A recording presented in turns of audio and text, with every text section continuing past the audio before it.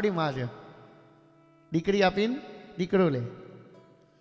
પાંચમા ગુરુજીના પત્ની ગોરાણી માં, એ પણ આપણા માં સમાન છે. 5 પિતા અને 5 માતા. તો પછી કૃષ્ણને નંદાત્મજ શા માટે કહ્યા? આ કથા છે ને એ આપણને બહુ શીખવી જાય. ભગવાન શ્રી કૃષ્ણને નંદાત્મજ કેમ કહ્યા? એનો અર્થ એ થાય કે આપણે બધાએ જ ભગવાનને પોતાના આત્મજ માનવાના છે, આત્મજ બનાવવાના છે. હૃદયમાં રહેલા નારાયણ જ્યાં સુધી આપણા હૃદયમાં પ્રગટ ન થાય, આ જે કથા છે ને દસમ સ્કંદની, એ બહુ જ્ઞાન કથા છે, બહુ સમજવાની છે, બહુ મહત્વની કથા છે.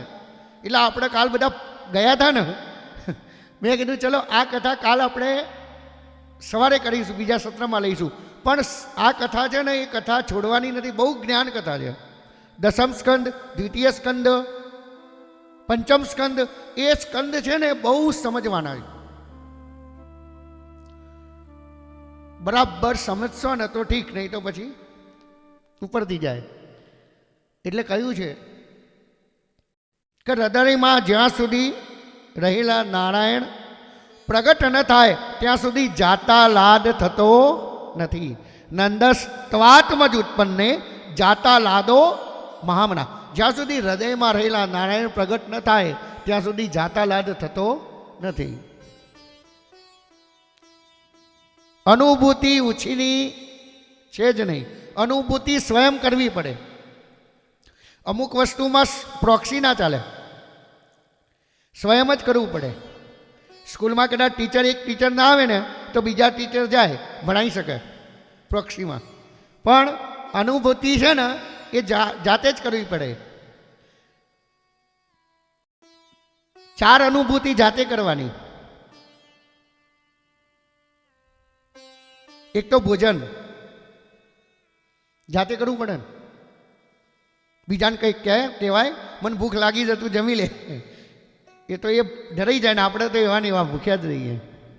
બીજું ભજન જાતે કરવું પડે ને.